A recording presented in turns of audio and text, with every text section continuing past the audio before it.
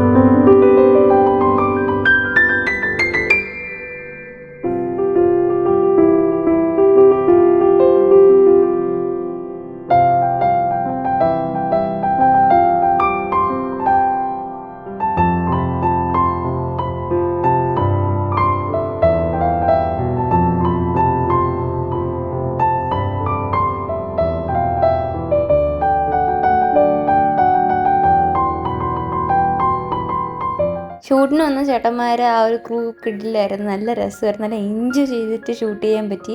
അതിൻ്റെ ഇടയിൽ കൂടി എൻ്റെ കുറേ കോപ്രായങ്ങളൊക്കെ ഉണ്ടായിരുന്നു. ആ ഒരു ക്ലൈമറ്റും ആ ഒരു എന്താ പറയുക, മൊത്തത്തിൽ നല്ല അടിപൊളിയായിരുന്നു.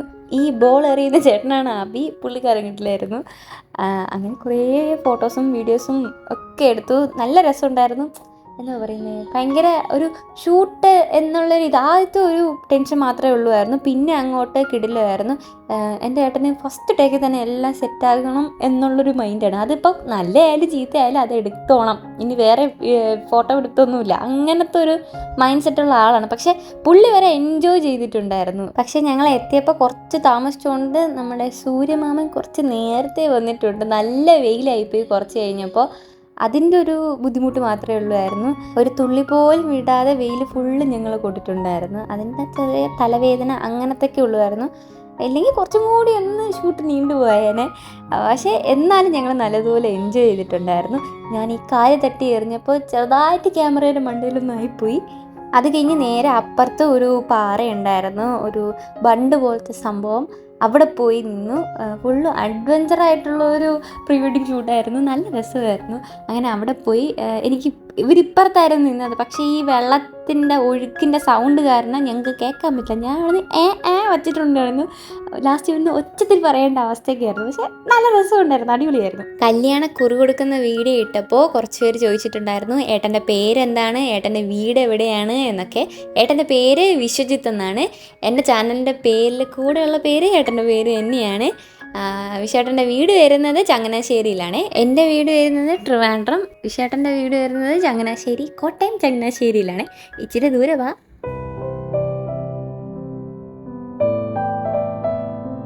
അപ്പുറത്തൂടെ നല്ല വഴി ഉണ്ടായിരുന്നെങ്കിലും ഞങ്ങൾ കുറുക്ക് വഴി കൂടി വരാമെന്ന് വിചാരിച്ച് പാറയുടെ മണ്ടയിലൊക്കെ കയറി ഇറങ്ങിയൊക്കെയാണ് വരുന്നത്. ജസ്റ്റ് ഒന്ന് കറങ്ങി വന്നാൽ തീരാവുന്ന പ്രശ്നം മാത്രമേ ഉള്ളൂ. ഞങ്ങൾക്കതിന് മടിയായതുകൊണ്ട് ഞങ്ങൾ ഇതിലേ കൂടി അങ്ങ് വന്നു.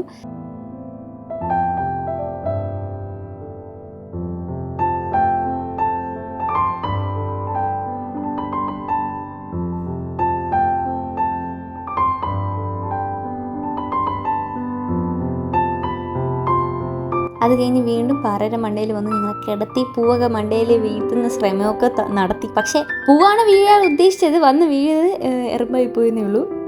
ഉറുമ്പായി പോയെന്നേ ഉള്ളൂ. അത് കഴിഞ്ഞ് ഞങ്ങൾ അടുത്ത ലൊക്കേഷൻ എന്നാൽ തൊട്ടപ്പുറത്തോട്ട് നീങ്ങി റീലെടുക്കാൻ വേണ്ടിയിട്ട്. ഇതാണ് നമ്മുടെ ചേട്ടൻ, ഫോട്ടോഗ്രാഫർ ചേട്ടൻ, മനുചേട്ടൻ. ഞാൻ എൻ്റെ ഓരോ ആവശ്യങ്ങളും ചേട്ടനടുത്ത് പറഞ്ഞപ്പോൾ ഒരു മടിയും കൂടാതെ എനിക്ക് നമുക്ക് സെറ്റാക്കാടാ എന്ന് മാത്രമേ ചേട്ടൻ പറഞ്ഞിട്ടുള്ളായിരുന്നു. എനിക്ക് കുറച്ച് ഫോട്ടോജനിക്ക് അങ്ങനെയാണോ പറയുന്നത്?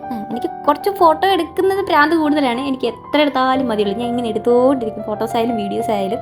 അതൊക്കെ ചേട്ടൻ പറഞ്ഞപ്പോൾ ചേട്ടൻ നമുക്ക് സെറ്റാക്കാം എന്നേ പറഞ്ഞിട്ടുള്ളൂ, വേറെ ഒന്നും എതിർത്ത് പറഞ്ഞിട്ടില്ല. എൻ്റെ കുറേ പോസിൻ്റെ റെഫറൻസ് സ്റ്റോക്ക് ഉണ്ട് ചേട്ടാ, ഞാൻ അയച്ച് തന്നോട്ടെ എന്ന് ചോദിച്ചപ്പോൾ പിന്നെ എന്താ നീ വിട് എന്നേ പറഞ്ഞിട്ടുള്ളൂ. ആ ഒരു റെഫറൻസും കൂടി വെച്ചിട്ട് തന്നെയാണ് എനിക്ക് ചേട്ടൻ ചെയ്തു തന്നത്. ഒന്നും എതിർത്ത് പറഞ്ഞിട്ടില്ല. ഞാൻ എപ്പോൾ വിളിച്ചാലും എപ്പോൾ മെസ്സേജ് അയച്ചാലും ആ സ്പോട്ടിൽ ചേട്ടൻ അവൈലബിൾ ആയിരിക്കും. അത്രയും ഭയങ്കര കമ്പനി ആയിട്ടുള്ള ചേട്ടനാണ്. അപ്പോൾ ചേട്ടൻ്റെ ഇൻസ്റ്റാ ID മോജോ ക്ലിക്ക് എന്നാണ്. അപ്പോൾ ഞാൻ ചേട്ടൻ്റെ കോൺടാക്ട് ചെയ്യാനുള്ള നമ്പരും ചേട്ടൻ്റെ ഇൻസ്റ്റാ IDയും താഴെ കൊടുത്തേക്കാം. അപ്പോൾ അടിപൊളിയായിട്ടുള്ള പാക്കേജസ് ചേട്ടൻ്റെ കയ്യിലുണ്ട്. ആവശ്യമുള്ളവർ എന്തായാലും കയറി ചെക്ക് ചെയ്ത് നോക്കാം. അങ്ങനെ നമ്മൾ ഷൂട്ട് വൈൻഡപ്പ് ചെയ്തിട്ടുണ്ടായിരുന്നു. നല്ല എക്സ്പീരിയൻസ് ആയിരുന്നു. അങ്ങനെ ഷൂട്ട് കഴിഞ്ഞിരിക്കുകയാണ് ഗൈസ്. Yes, backup.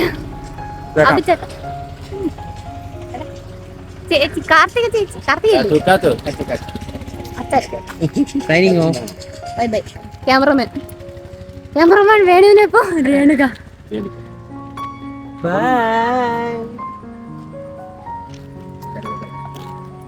ബൈ പറ. അച്ഛനും അനിയനും കുറേ പോസ്റ്റ് ആയിരുന്നു അവിടെ ഇരുന്നിട്ട്. എന്നാലും പാവം കുറേ നേരം നമുക്ക് വേണ്ടി വെയിറ്റ് ചെയ്തിട്ടുണ്ടായിരുന്നു. അപ്പം നമ്മുടെ ഇന്നത്തെ വ്ളോഗ് ഇഷ്ടപ്പെട്ടെങ്കിൽ ലൈക്ക് ചെയ്യുക, കമൻറ്റ് ചെയ്യുക, സബ്സ്ക്രൈബ് ചെയ്യാത്തവർ സബ്സ്ക്രൈബ് ചെയ്യുക. അപ്പം ഇനി കല്യാണ വിശേഷങ്ങളായിട്ട് ഞാൻ ഉടനെ വരാം, വെയിറ്റ് ചെയ്യുക. അപ്പോൾ അത്രയേ ഉള്ളൂ. ബൈ.